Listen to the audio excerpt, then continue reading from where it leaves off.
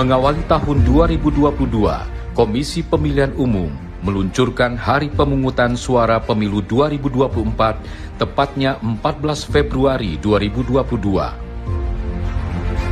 Selasa 12 April 2022, tongkat estafet kepemimpinan KPU berganti dengan dilantiknya Hasyim Asyari, Betty Epsilon Idrus, Idam Holik, Muhammad Afifuddin, Parsadan Harahap, Yulianto Sudrajat, dan Agus Melas sebagai anggota KPU periode 2022-2027 oleh Presiden Republik Indonesia Joko Widodo di Istana Merdeka.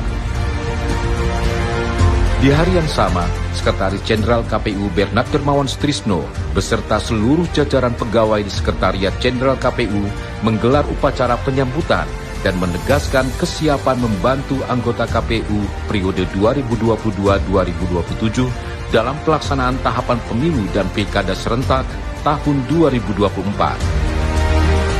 Pada rapat pleno perdana, semua anggota KPU menyepakati dan menetapkan Hasyim Asyari sebagai Ketua KPU, sekaligus menetapkan divisi dan koordinator wilayah bagi seluruh anggota KPU periode tahun 2022-2027. KPU periode 2022-2027 langsung bekerja mempersiapkan tahapan pemilu 2024. KPU bersama Kemendagri, Bawaslu, dan DKPP mengikuti rapat dengan pendapat perdana di Komisi 2 DPR RI dengan kesimpulan Hari Pemungutan Suara Pemilu ditetapkan 14 Februari 2024 dan Pilkada 27 November 2024. Mei 2022, KPU melakukan audiensi ke kementerian lembaga, diantaranya Kementerian Hukum dan HAM, Kepolisian RI, Mahkamah Agung, dan TNI, karena KPU tidak bisa bekerja sendirian tanpa dukungan dari stakeholder. Audiensi juga dilakukan dengan Presiden Republik Indonesia membahas kesiapan penyelenggaraan pemilu 2024. Selain itu, KPU melakukan koordinasi dengan pemerintah daerah dan Forkopimda Provinsi Banten untuk dukungan fasilitas kepada KPU Provinsi dan KPU Kabupaten Kota dalam menyukseskan pemilu dan pilkada 2024. Juni 2022, KPU melanjutkan audiensi ke kementerian lembaga, diantaranya DPR RI, MPR RI, DPD RI, Kementerian Luar Negeri, Kejaksaan Agung, dan Kementerian Keuangan. 7 Juni 2022, Rancangan Peraturan KPU tentang tahapan dan jadwal penyelenggaraan pemilu 2024 disetujui Komisi 2 DPR RI bersama KPU, Bawaslu, DKPP, dan Kemendagri di Komisi 2 DPR RI.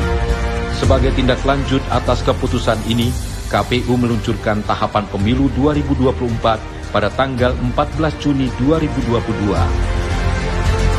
KPU juga meluncurkan Sistem Informasi Partai Politik atau SIPOL sebagai alat bantu dalam tahapan pendaftaran dan verifikasi partai politik calon peserta pemilu tahun 2024. KPU meraih opini wajar tanpa pengecualian atau WTP dari Badan Pemeriksa Keuangan selama 2 tahun berturut-turut atas pemeriksaan laporan keuangan KPU tahun 2020 dan 2021.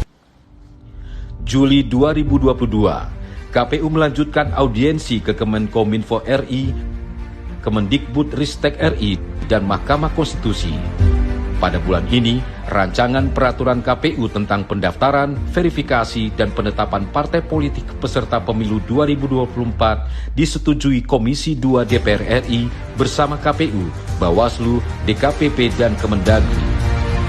KPU menindaklanjuti keputusan tersebut dengan menggelar bimbingan teknis PKPU tentang pendaftaran, verifikasi, dan penetapan partai politik peserta pemilu 2024 dan pengenalan fungsi Sistem Informasi Partai Politik atau SIPOL kepada KPU Provinsi KIP Aceh dan KPU KIP Kabupaten Kota se-Indonesia.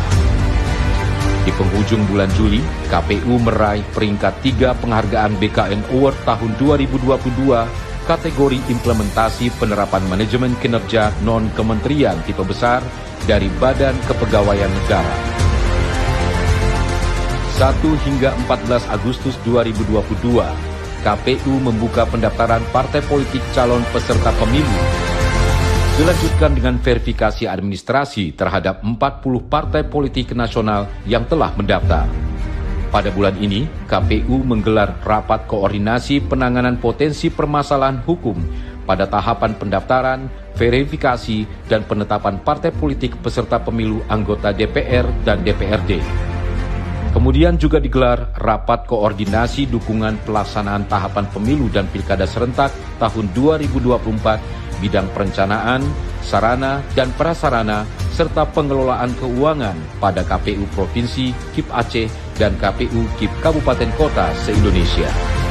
September 2022, KPU menggelar sejumlah rapat koordinasi, diantaranya Rapat Koordinasi Divisi Sosialisasi Pendidikan Pemilih dan Partisipasi Masyarakat, Rapat Koordinasi Penyiapan Pemutahiran Data Pemilih Berkelanjutan atau PDPB sebagai bahan pemutahiran pemilu tahun 2024, dan Rapat Koordinasi Persiapan Tahapan Logistik Pemilu Serentak tahun 2024 diikuti KPU Provinsi, KIP Aceh, dan KPU Kabupaten Kota se-Indonesia.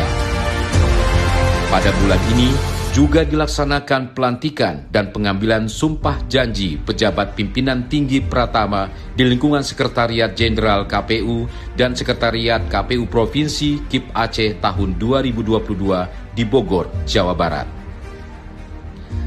3 Oktober 2022, 4 rancangan peraturan KPU yaitu PKPU tentang penyusunan daftar pemilih, PKPU tentang partisipasi masyarakat, PKPU tentang penataan daerah pemilihan dan alokasi kursi anggota DPRD Kabupaten Kota, serta PKPU tentang rancangan pencalonan peserta pemilu anggota DPD disetujui Komisi 2 DPR RI bersama KPU, Bawaslu, DKPP, dan Kemendagri. Pada bulan ini, KPU juga menyelenggarakan serah terima daftar agregat kependudukan per kecamatan atau DAK 2 dari Kementerian Dalam Negeri kepada KPU dan data agregat kependudukan WNI di luar negeri oleh Kementerian Luar Negeri kepada KPU.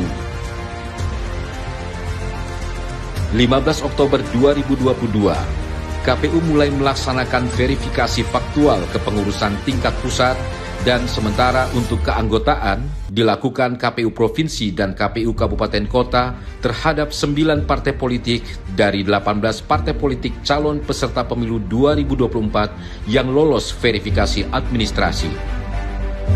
Pada bulan ini, KPU menggelar rapat koordinasi dalam rangka peningkatan kapasitas penyusunan produk hukum bagi KPU Provinsi di seluruh Indonesia. Rapat koordinasi pembentukan Badan Ad Hoc Penyelenggara Pemilu tahun 2024 sekaligus dilakukan peluncuran dan sosialisasi Sistem Informasi Anggota KPU dan Badan Ad Hoc atau SIAKBA guna menarik minat masyarakat mengikuti pendaftaran sebagai Panitia Pemilihan Kecamatan atau PPK dan Panitia Pemungutan Suara atau PPS. KPU juga meluncurkan Sistem Informasi Kepegawaian atau SIMPEK yang membantu dalam administrasi kepegawaian Sekretariat KPU se-Indonesia. Pada penghujung bulan Oktober, untuk keempat kalinya, KPU kembali meraih prestasi penghargaan JDIH Terbaik 1 pada Anugerah JDIH Nasional dari Kementerian Hukum dan Hak Asasi Manusia. November 2022, KPU melakukan sejumlah perjanjian nota kesepahaman dengan stakeholder, di antaranya Ikatan Jurnalis Televisi Indonesia atau IJTI, Radio El Sinta, LKBN Antara, Radio Republik Indonesia, dan Televisi Republik Indonesia, FIFA Group, Kemenkominfo, Kemenkumham, dan Lembaga Kebijakan Pengadaan Barang Jasa Pemerintah. Pada bulan ini juga, KPU sukses meraih 3 penghargaan pada Anugerah Reksa Banda dari Kementerian Keuangan Republik Indonesia.